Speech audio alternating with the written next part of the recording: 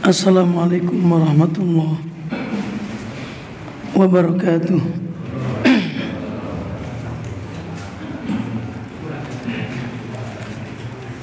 Alhamdulillahi rabbil alamin. Wassalatu wassalamu ala asrafil anbiya wal mursalin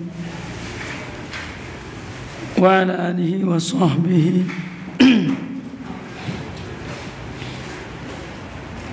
wa man tabi'ahum bi ihsanin ila yaumiddin. Asyhadu an la ilaha illallah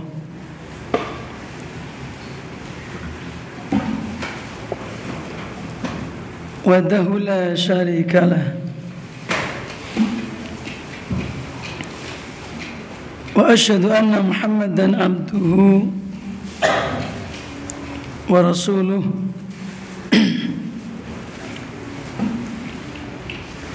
Ya ayyuhalladzina amanu ittaqullaha haqqa tuqatih wa la tamutunna illa wa antum muslimun. Amma ba'du. Pada para jamaah, para hadirin, bapak-bapak, ibu-ibu, ikhwan wal akhwat yang dirahmati Allah Subhanahu wa ta'ala.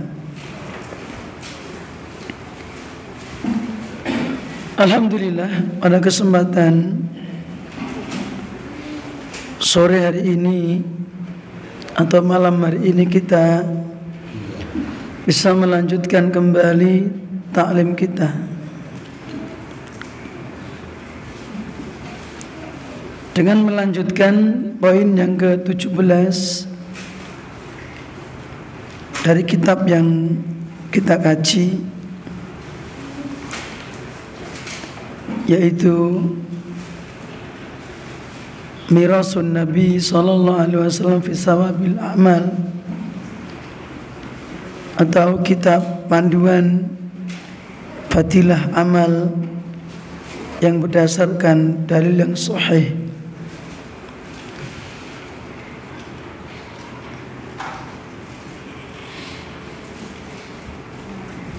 Pertemuan yang lalu telah kita bahas poin yang ke-17, pahala zikir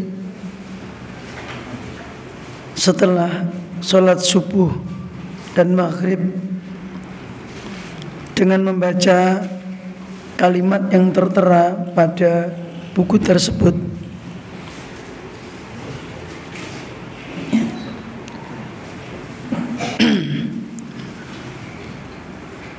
Pertemuan yang lalu kita sudah mendapatkan pembahasan beberapa poin.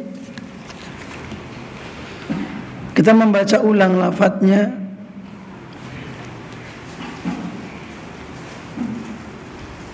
Kalau judulnya pahala zikir setelah sholat subuh dan maghrib, tetapi lafadz hadisnya cuma menyebutkan sehabis sholat subuh ya. Tapi ini yang riwayat Abu Dzar. Karena riwayat yang lainnya yang juga hadis rawahu al-Imam At-Tirmidzi disebutkan ada kalimat ala isril maghrib, atau riwayat yang lainnya juga rawahu Imam Ahmad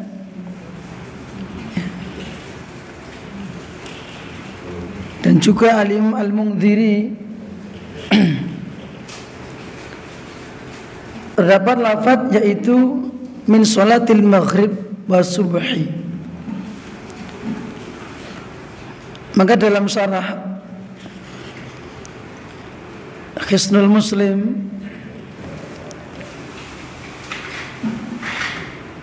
dijelaskan bahwa hadis ini dibaca 10 kali ba'da sholatil maghrib wa subhi, Jadi walaupun di sini cuma satu hadis, tetapi dikuatkan oleh hadis-hadis yang lainnya. Oleh karena itu, hadis yang tertera dalam buku tersebut juga dihasankan oleh Al-Imam Al-Albani dalam kitabnya At-Targhib wa Tarhib dengan derajat hasan li ghairi. Ya. Jadi dengan didukung hadis yang lainnya, hadis ini derajatnya hasan. Ya. Di bawahnya sahih, di atasnya dhaif. Ya. Jadi Bapak Ibu para jamaah, saya ulangi lagi lafadznya. An Abi Dzar atau an Abi Dzarin radhiyallahu anhu anna Rasulullah sallallahu alaihi wasallam qala man qala fi duburi salatil fajri, barang siapa yang mengucapkan setelah sholat subuh. Masalah dubur sudah terangkan yang lalu, ya, bahwa pada asalnya dubur itu bagian dari sesuatu. Tetapi yang dimaksud dalam hadis ini adalah ba'da sholah, itu ba'da sholah. Mengapa demikian? Karena Rasulullah sallallahu alaihi wasallam membaca lafaz ini bukan di dalam sholat, tetapi beliau baca setelah selesai sholat. Ini prakteknya. Kemudian wa huwa sanin rijlai, ketika itu seorang yang habis sholat sanin rijlai. Apa maksudnya? Dia dalam masih posisi kondisi seperti tasyahud akhir, ya. Seperti tasyahud akhir. Jadi belum merubah posisi duduknya. Itu makna sanin rijlai. Itu masih nekuk sikile gitu, dalam kondisi posisi yaitu dia masih seperti dalam sholat, dalam kondisi tasyahud akhir. Tetapi bagi imam beda, karena prakteknya Rasulullah sallallahu alaihi wasallam, beliau setelah salam dia membaca istighfar 3 kali, astagfirullah, astagfirullah, astagfirullah, kemudian membaca Allahumma antas salam wa minkas salam tabarakta ya dzal jalali wal ikram, baru balik, ya, balik. Maka untuk imam habis balik baca ini, ya. Kalau makmum tetap kondisi kakinya masih seperti tasyahud akhir. Itu makna sanin rijlai, ya. Kalau makmum habis salam gak langsung dirubah, masih tetap dalam kondisi seperti tasyahud akhir. Habis membaca astagfirullah, astagfirullah, astagfirullah, Allahumma antas salam tadi, ya, maka boleh langsung membaca ini, la ilaha illallah wahdahu la syarikalah lahul mulku wa lahul hamdu yuhyi wa yumitu wa huwa ala kulli syai'in qadir. Bagi 10 dihitung, ya. Ini baru merubah posisi duduknya dari tasyahud. Kemudian Bapak Ibu para jamaah, maka Nabi mengatakan qabla an yatakallam, sebelum yaitu berbicara yang lainnya, qabla an yatakallam. Dia dalam kondisi masih habis tasahud langsung dzikir habis sholat seperti biasanya, termasuk diantaranya membaca dzikir tersebut, ya. Apa yang dibaca? La ilaha illallah. Sudah saya bahas pertemuan yang lalu. Maknanya adalah la ma'buda bihaqqin illallah.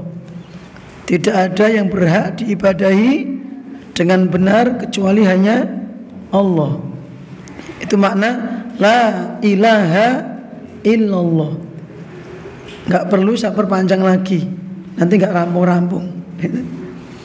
Jadi la ilaha illallah ada dua rukun, yaitu an-nafyu wal isbat. An-nafyu itu apa? Membuang. Apa yang dibuang? Seluruh sesembahan selain Allah, ya. Bahwa meniadakan kebenaran sesembahan selain Allah. Artinya apa? Seluruh apa yang diibadahi selain Allah itu tidak benar. Yang benar siapa? Illallah. Hanya Allah saja. Maka pada dasarnya ketika orang membaca dzikir itu, dia telah memasukkan ke dalam hatinya, ya, tauhid. Maka nanti di akhir hadis akan dijelaskan tidak ada yang bisa membatalkan pahala amal itu kecuali syirik, ya, nanti insyaallah. Karena pada asalnya seseorang ketika membaca dzikir ini mengucapkan la ilaha illallah dengan paham maknanya, ngerti maksudnya, menjalankan tuntutannya. Apa tuntutannya? Apa tuntutannya? Dia harus memurnikan ibadah hanya kepada Allah. Apa tuntutannya? Dia harus meninggalkan seluruh macam-macam sesembahan yang diibadahi selain Allah. Itu tuntutannya. Maka otomatis dia menjadi ahli tauhid, ya. Diperkuat wahdahu la syarikalah. Tidak ada sekutu baginya. Ya, kemarin sampai kalimat ini, lahul mulku. Ya. Lahul mulku. Jamaah dirahmati Allah Subhanahu wa ta'ala. Dalam hadis ini Nabi kita mengatakan, maka di samping kita baca kita harus paham maknanya. Lahul mulku artinya adalah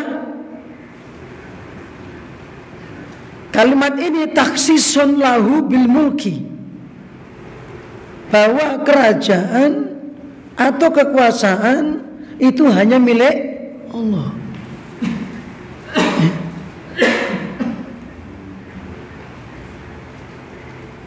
Kekuasaan, kerajaan itu hakikatnya hanya milik Allah.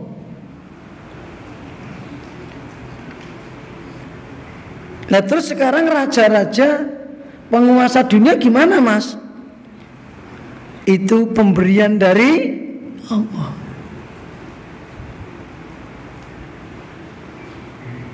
Maka raja dan penguasa yang tidak pernah diganti, tidak pernah lengser, hanya Allah Subhanahu wa ta'ala. Maka dari itu seluruh kekuasaan, kerajaan milik Allah.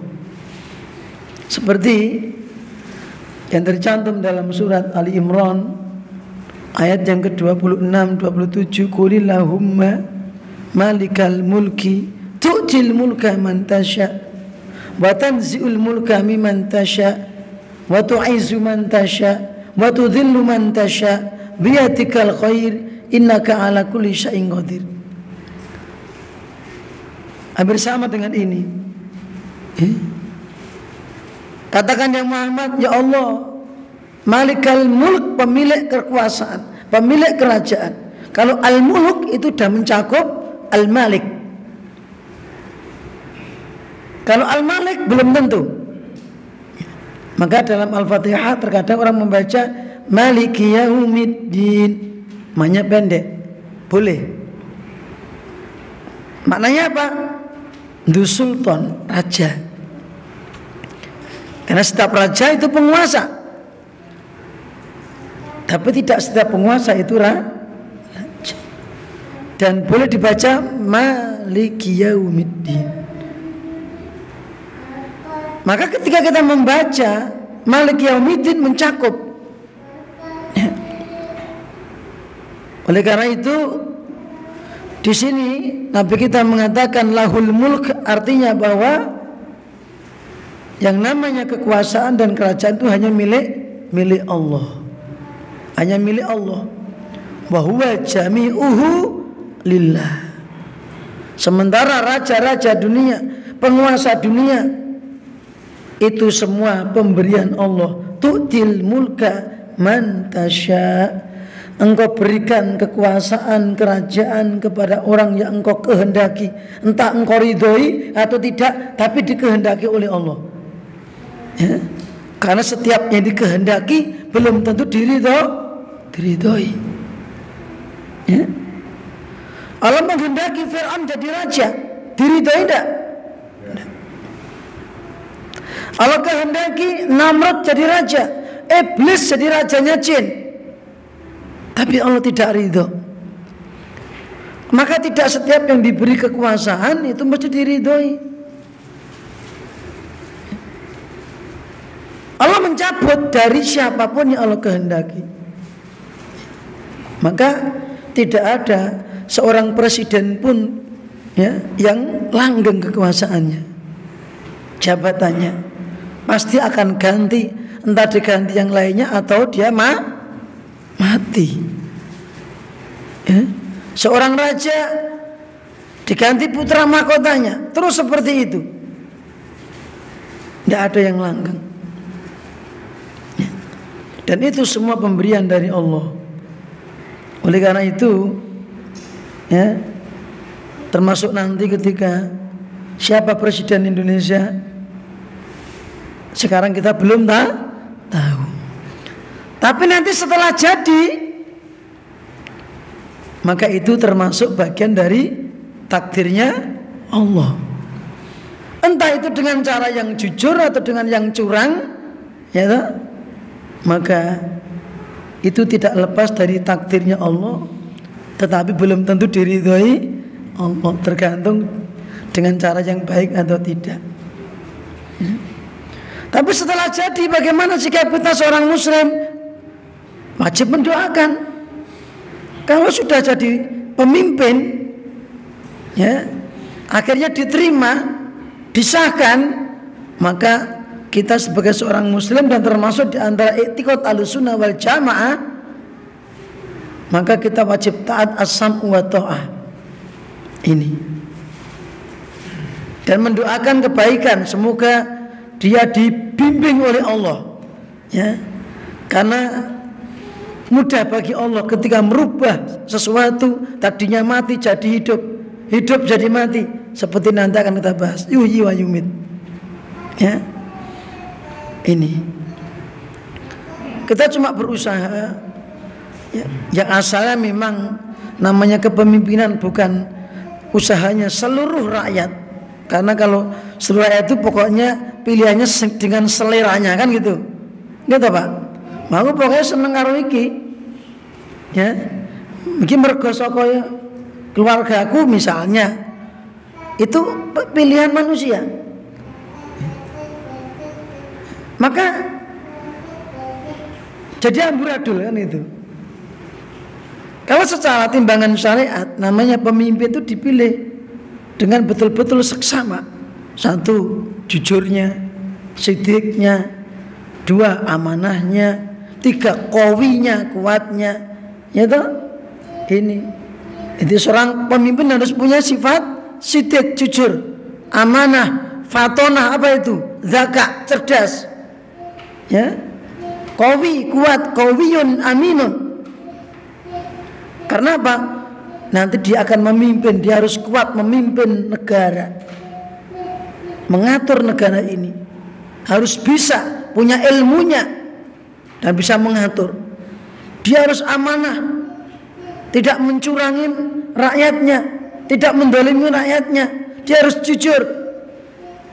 Ya. Apalagi ditambah soleh. Kalau solehnya kurang, dia harus kuat. Ini jujur, amanah, kuat, fatonah. Ini diantara ciri pemimpin yang pantas untuk memimpin. Ya. Maka yang berhak memilih itu asalnya orang-orang yang memang para tokoh-tokoh negarawan alul hali wal aqdi, itu yang bertugas memilih pemimpin, bukan kita. Kalau serahkan sama kita, Anda dengan saya beda kabeh. Aku sapa? Aku iki sak keluarga isine wong 8 beda kabeh. Gitu. Ana sing ra nyoblos, ana sing gitu.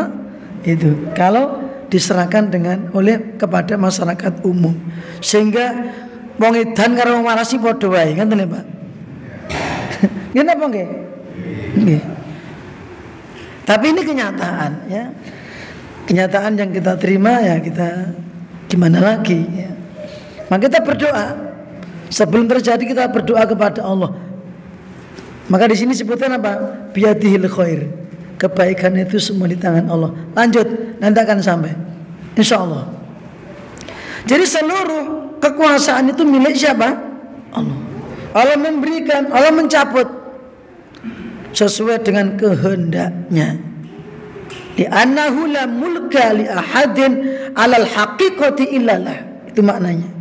Sesungguhnya tidak ada kerajaan, tidak ada kekuasaan bagi seorang pun secara hakikatnya, hakikinya, kecuali hanya milik Allah. Maka nanti ketika di hari kiamat di padang mahsyar, Allah sumber, Allah menampakkan kesombongannya dan dia pantas sombong. Karena yang pantas sombong itu cuma Allah. Dalam hadis rawi al-Imam Al-Bukhari, Imam Muslim. Qala Rasulullah sallallahu alaihi wasallam, qala Allah Ta'ala yaumal qiyamah, anal malik. Aku ini loh raja. Saya ini penguasa sesungguhnya. Aina mulukul ardi? Mana penguasa-penguasa dunia? Mana raja-raja dunia? Ainal jabbarun? Ainal mutakabbirun? Mana orang-orang yang adigung adiguno, mentang-mentang penguasa, mentang-mentang raja? Mana sekarang? Semua cuma ndingklo, nggak ada yang bisa jawab. Kenapa? Karena nanti seluruh hamba makhluk menghadap Allah sebagai seorang ya Allah, aku juga raja, tidak ada. Ya. Tapi semua menghadap Allah sebagai seorang hamba artinya makhluk, tunduk kepada Allah. Mana orang yang sombong? Maka tidak ada seorang pun yang berani mengangkat kepalanya. Semua tunduk, siap menerima pengadilan dari Allah Subhanahu wa ta'ala. Sing raja ya diadili, sing rakyat ya diadili, sing dhisik dadi pengadil ya diadili. Ya. Semua nanti di hadapan siapa? Di hadapan siapa? Alaihissallahu bi ahkamil hakimin. Hakim yang seadil-adilnya, nggak bisa disogok. Ya, siapa? Allah. Kalau hakim dunia, ya toh, bisa memenangkan yang salah, menyalahkan yang menang. Gitu. Bisa membenarkan yang salah, menyalahkan yang benar. Itu hakim dunia. Tapi akhirat tidak bisa. Allah tidak butuh makhluknya. Ya. Itu makna lahul mulk walahul hamdu. Demikian pula Bapak Ibu, alhamdu itu juga hanya milik Allah. Alhamdul mutlak. Ya. Anda cari di dalam Al-Quran kalimat alhamdu mesti lillah. Alhamdulillahi rabbil alamin. Gitu? Alhamdulillahilladzi anzala ala abdihil kitaba wa lam yaj'al lahu iwaja. Seterusnya. Alhamdulillah mesti lillah. Tidak ada alhamdulillah nabi, alhamdulillah wali, alhamdulillah solihin, enggak. Lalu apa man alhamdu Bapak Ibu? Alhamdu itu maknanya asana, pujian. Tetapi pujian ini hanya diperuntukkan Allahi Ta'ala. Karena apa? Karena ketika orang mengatakan alhamdu, itu dibarengi dengan memuji Allah, dengan meyakini bisifatil kamal, dengan menyebutkan sifat-sifat sempurna bagi Allah. Allah memiliki sifat-sifat yang sempurna. Maka alhamdu itu hanya diperuntukkan untuk zat yang memiliki sifat-sifat yang sempurna, dan tidak ada yang memiliki sifat yang sempurna kecuali hanya Allah. Disertai dengan apa Bapak Ibu? Yaitu apa? Ma'ahubbi wa ta'zimi wa ijlali. Disertai dengan mencintai Allah, mencintai yang dipuji tadi. Cinta yang berarti ibadah, ya? Cinta yang ditunjukkan dengan beribadah kepadanya. Ini. Maka orang itu kenapa beribadah kepada Allah? Karena cinta kepada. Kalau orang beribadah kepada selain Allah karena cinta kepada selain Allah. Kalau orang beribadah kepada Allah dan selain Allah, berarti cintanya dibagi. Cinta yang bernilai ibadah. Itu.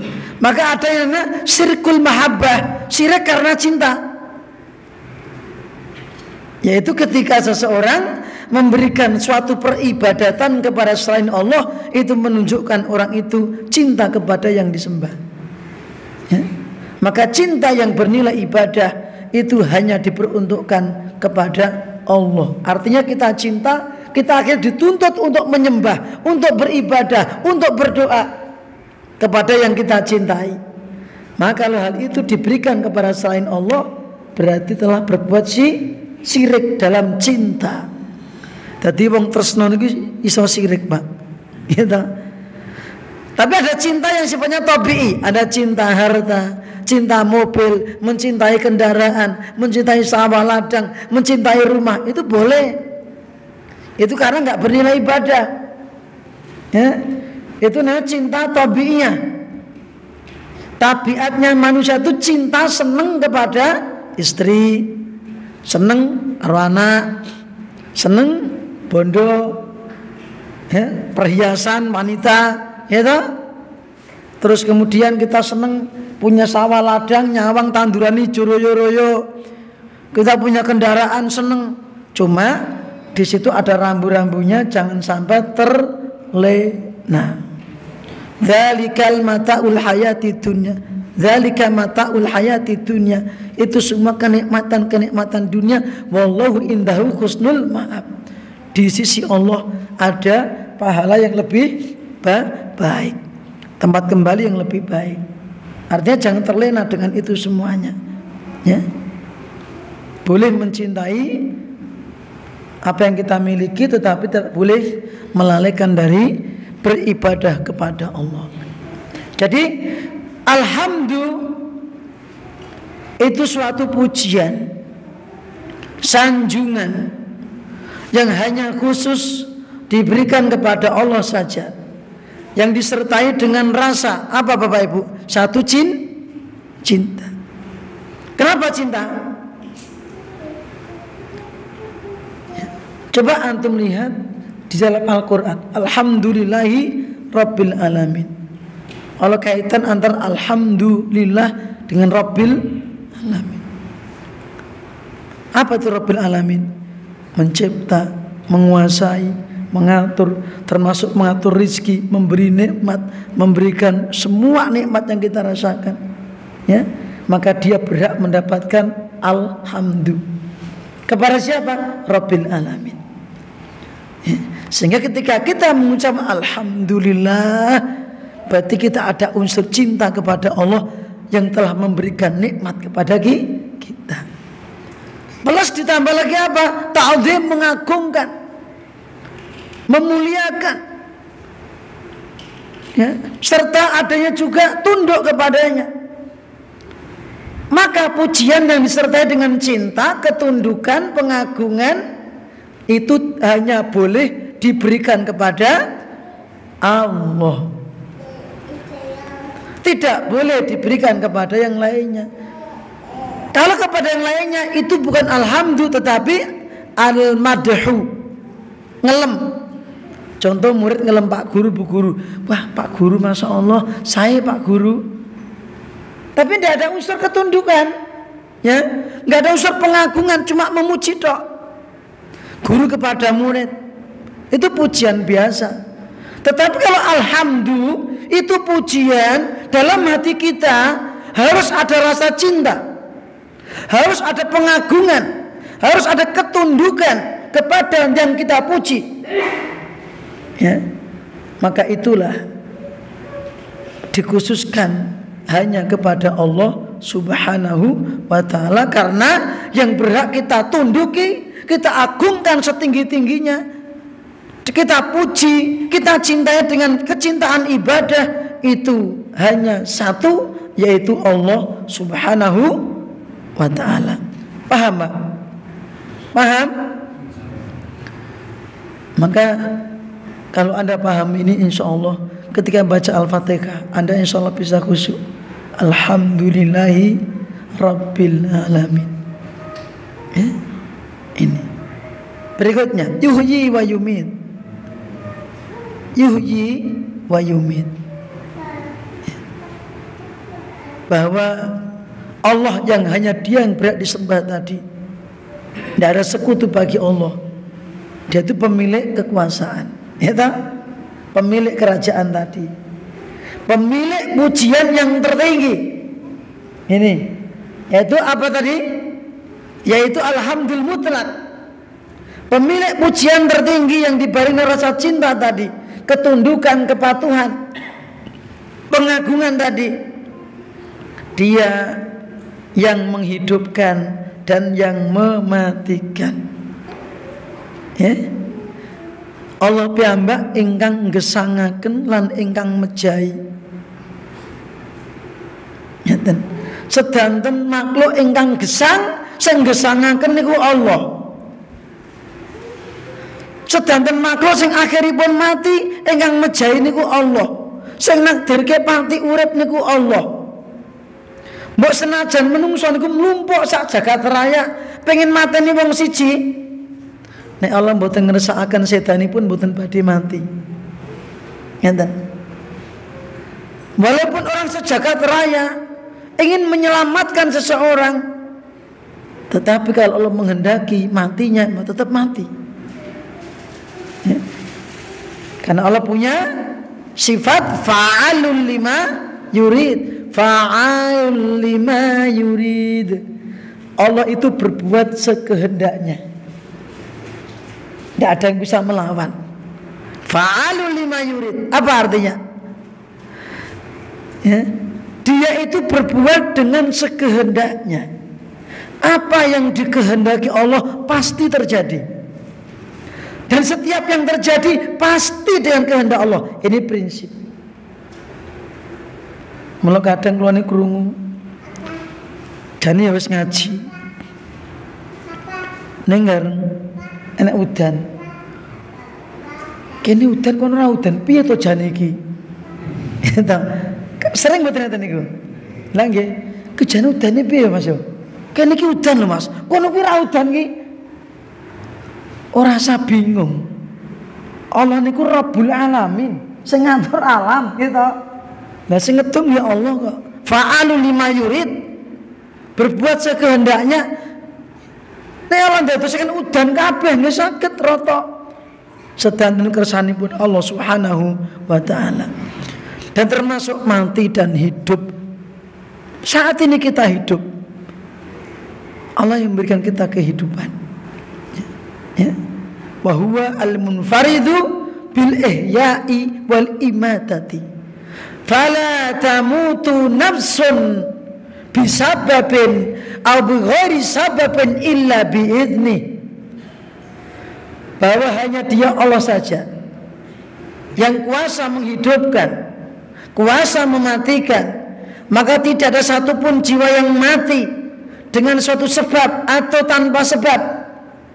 Sebabnya apa? Mati mergo dipateni. Gitu? Ataupun tanpa sebab, wajar-wajar saja. Supaya mati umurnya wis oke. Lah kok mati ngopo to, Mas? Lah wis tuwa piye meneh? Mos arep urip terus. Lah umure sampun iki, Mas. Ya wis cukup lah. Itu contoh. Atau dengan sebab yang lainnya, entah dibunuh. Yang saat ini kita mendengar banyak berita pembunuhan misalnya. Maka itu semua ya illa biidni, dengan izin Allah, dengan takdirnya Allah. Fa'alul lima yurid. Apapun yang dikehendaki Allah pasti terjadi, dan apapun yang terjadi pasti dengan kehendak Allah. Beda dengan kita, Pak. Apa yang kita kehendaki belum tentu terjadi. Jenengan pengen karep napa, Pak? Jenengan duwe karep napa? Jane karep kau pengen sugih, Mas. Kelakon ora. Entah. Aku jane kira pengen ngene iki, Mas. Gitu. Aku berbuat ini terpaksa. Jadi mboten karepe, Pak, gitu. Karena terpaksa. Itu kalau manusia kadang berbuat karena bukan kehendaknya, karena terpaksa. Terkadang dia ingin tapi tidak terlaksana. Tapi kalau beda, fa'alul lima yurid, dia berkehendak pasti terjadi, dan apa yang telah terjadi ini pasti dengan kehendak Allah. Nek jenengan emut niku, uripin jenengan insyaallah anteng. Nggih. Dadi ora gampang stres. Mikir loro, mikir rezeki, sempit lan jembare, sugih lan mlarate, sehat lan sakite. Nek jenengan eling niku kabeh kersane Allah, insyaallah jenengan niku ayem atine. Ngeten. Lan tambah entuk ganjaran. Ngeten. Saestu tambah derajate, tambah entuk ganjarane. Masyaallah. Niku makna yuhyi wa yumit. Maka Allah yang seperti perkataan yaitu Al-Imam At-Tabari beliau menjelaskan yuhyi ma yasha'u minal khalqi. Artinya Allah itu menghidupkan makhluk yang Dia kehendaki. Termasuk nguripke sing wis mati. Ya. Mendengar kisahnya Nabi Musa alaihissalam bersama Khidir. Ketika Nabi Musa alaihissalam disertai Yusha bin Nun, apa yang dibawa perbekalannya? Di antara perbekalan yang dia bawa adalah ikan yang telah mati, atau mungkin telah dimasak barangkali. Tapi ketika sampai tempat di situ ada Khidir, dan Nabi Musa nggak tahu di situ tempatnya Khidir, ikan yang telah mati itu mencolot, melompat nang laut, urip meneh. Terus kemudian berjalan di air, berenang di air. Air yang dilewati ikan itu airnya tidak bersatu, mboten gandeng, membentuk lubang yang sangat indah. Itulah tempatnya Khidir di situ. Ya. Dan banyak ayat yang menyebutkan hal itu. Contoh dalam surat Fussilat ayat yang ke-39. Ya. Wa min ayatihi annaka taral ardu khashi'ah fa idza anzalna 'alaiha al-ma'a ihtazzat wa rabat innal ladzi ahyaha la muhyil mauta Innahu ala kulli syai'in qadir. Di antara tanda-tanda kekuasaan Allah adane jam pinten, Pak?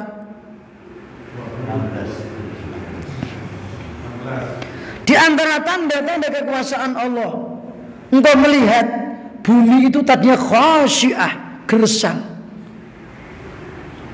tandus. Ayat itu turunkan di mana? Di Jazirah Arab, ya, di Arab sana. Tempatnya sangat gersang. Kalau Anda lihat gunung ketika kemarau, keling-keling, waktu keling-keling, Pak. Tetapi wa idza anzala 'alaihal ma'a tazzat warabat, ketika Allah turunkan air ke atas batu itu, tiba-tiba ya ihtazat warabat, menjadi bergerak terus kemudian menjadi subur. Bayangkan, jadi ijo royo-royo. Ya. Innalladzi ahyaha lamuhil mauta. Dia menghidupkan tanah yang mati tadi, ya, maka bisa menghidupkan manusia yang tadinya mati jadi hidup kembali.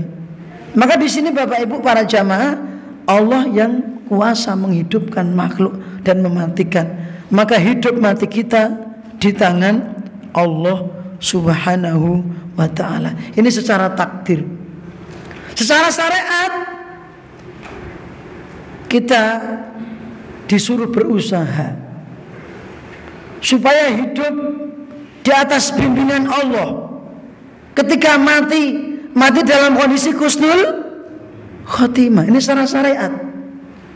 Kalau kita sudah paham mati hidup itu di tangan Allah, maka mintalah kepada Allah keberkahan ketika hidup, dijauhkan dari fitnah. Ketika kita tahu mati itu di tangan Allah, maka mintalah kepada Allah kita dalam kondisi mati husnul khotimah dan dijauhkan dari su'ul khotimah. Mulai maca doa sebelum salam sing tenanan. Allahumma inni a'udzubika min adzabi jahannam wa min adzabil qabri wa min fitnatil mahya wal mamat. Berlindung kepada Allah yang memegang hidup dan mati tadi, berlindung dari fitnahnya hidup dan fitnah sakaratul maut. Ini sebab apa? Hidup mati itu di tangan Allah secara takdir, secara usaha. Wala tamutunna illa wa antum muslimun. Al-Imran 102. Kowe aja sepisan-pisan mati kejaba awakmu kondisi muslim. Itu usaha. Minta kepada Allah, ya Allah, matikan aku dalam kondisi Islam. Bapak Ibu, ya, minta waktu 2 menit atau 1 menit ya, tak sampaikan ini sampai wa ala kulli syai'in qadir. Biyadihil khair, biyadi, di tangan Allah. Al khair, seluruh kebaikan, ya. Bapak Ibu, bahwa Allah Subhanahu wa taala al-ghani bidzatih, maha kaya. Aman siwa, tidak membutuhkan makhluknya, ya. Tetapi kita yang butuh Allah. Allah maha kaya, enggak butuh makhluknya, kita butuh Allah. Dan seluruh kebaikan dan al-khair ini luas, ya. Termasuk harta, kenikmatan dunia itu al-khair, ya. Termasuk kebaikan juga al-khair. Tentang kebaikan ketika kita sakaratul maut, ketika di alam kubur, ketika di akhirat nanti, ya. Kebaikan itu di tangan Allah Subhanahu wa taala. Walahul kamalul mutlaq fi dzati wa sifati wa af'ali. Allah pemilik kesempurnaan yang mutlak. Zatnya, sifatnya, perbuatannya semuanya baik, sempurna, ya. Maka ketika Allah memiliki kekuasaan dan kerajaan, maka kerajaan Allah kerajaan yang sempurna, tidak ada kekurangan sedikit pun. Dari sini Bapak Ibu para jamaah, Karena kita yakin kebaikan itu di tangan Allah. Mintalah kepada sang pemilik. Ya, kita minta kepada Allah. Kebaikan apa? Termasuk nanti kalau Anda cinta dengan bangsa ini, cinta kebaikan, mintalah kepada Allah pemimpin yang baik. Mbuh dikabulke mbuh ora mang nyuwun. Ngeten. Karena ada doa itu enggak akan rugi. Minta kepada Allah, ya Allah berilah Indonesia Raya ini pemimpin yang baik, ya, baik untuk agama ini dan untuk bangsa ini. Ketika nanti yang kau takdirkan ya Allah, siapa kita nggak tahu, bimbinglah dia dalam kebaikan. Entah tadinya itu orangnya jelek, mungkin kan bisa aja diperbaiki sama Allah. Dan dengannya ya Allah juga berilah kebaikan untuk agama dan bangsa ini. Maka saya himbau untuk tidak saling pertentangan, ya toh? Saling gontok-gontokan, pelirik-pelirikan, mergo beda pilihan. Ya. Walaupun beda tetap pedangan, gitu. Ngeten. Itu hanya dianggap sebagai lalu aja. Karena asalnya bukan kewajiban kita. Asalnya loh ya. Karena kita di sini ibaratnya ya diperintah untuk memilih kan gitu. Asalnya bukan haknya kita. Ya, itu haknya al-hali wal akti. Maka pilihannya kan macam-macam. Maka yang saya tekankan di sini adalah siapa nanti yang jadi. Itu aja. Saya nggak akan kampanye siapa-siapa. Nanti siapa yang jadi. Pertama kita berdoa, minta kepada Allah pemimpin yang baik, pemimpin yang amanah, pemimpin yang jujur, pemimpin yang kuat. Ya, itu yang kita minta kepada Allah. Kenapa? Karena kekuasaan itu di tangan, kerajaan di tangan, bukan di tangan siapa-siapa. Ya, Allah nanti yang menakdirkan. Kita minta kepada pemiliknya. Kemudian setelah jadi nanti tetap kita doakan siapa yang terpilih jadi pemimpin bangsa ini, kita doakan semoga Allah membimbingnya. Kemudian dengannya semoga Allah menyertakan kebaikan untuk agama ini, umat Islam dan bangsa secara umum. Nah, apa ora seneng, Pak? Sing penting kan niku. Sing penting kan apa akhirnya niku, Pak? Karena kondisi Allah itu Maha Kuasa merubah kondisi tadinya mati jadi hidup, tadinya kafir jadi mukmin, mukmin jadi kafir itu bisa. Ya. Seperti itu. Yuhyi wa yumit. Ini kalau diterangkan panjang sekali, termasuk menghidupkan hatinya manusia yang tadinya mati sek. Ora mudeng iman, ora mudeng Islam, tapi tiba-tiba masuk Islam hijrah. Bisa enggak? Banyak seperti itu. Dan naudzubillah min dzalik, orang tadinya istiqamah, tadinya kelihatan baik, ya, kokoh, tapi tiba-tiba ngeliur kepada penyimpang. Banyak enggak? Banyak. Naudzubillah min dzalik. Bahkan penghafal Al-Qur'an. Dulu yang membunuh Ali bin Abi Thalib seorang penghafal Al-Qur'an. Bayangkan, namanya Abdurrahman bin Muljam. Ya, maka ini Allah yang menghidupkan, mematikan. Mintalah kepada Allah kehidupan hati kita, khususnya, ya, hati yang hidup terus, sehingga nanti kita mengharapkan juga kita mati dalam kondisi kebaikan. Wa huwa ala kulli syai'in qadir. Dia Allah Maha Kuasa atas segala sesuatu. Ingat ini. Allah Maha Kuasa atas segala sesuatu. Ya, sesuatu apapun. Ya. Baik itu menghukum atau memaafkan, memasukkan ke dalam surga, ke neraka. Termasuk tadi kuasa siapa jadi pemimpin, siapa yang enggak jadi, menghancurkan, ya, dan seterusnya. Segala sesuatu diliputi kekuasaan Allah. Dan ini yang kita takutkan. Dan kita berharap kepada Allah, karena rahmatnya Allah juga meliputi segala sesuatu. Kita minta rahmatnya, kita berlindung dari murkanya. Bapak Ibu para jamaah, pertemuan besok insya Allah kita ulas sedikit sedikit tentang bahwa ala kulli syai'in qadir, dan tetap masih dalam poin yang ke-17. Ya. Karena yang terpenting adalah tidak cuma membaca dzikir ini, tapi kita paham isinya.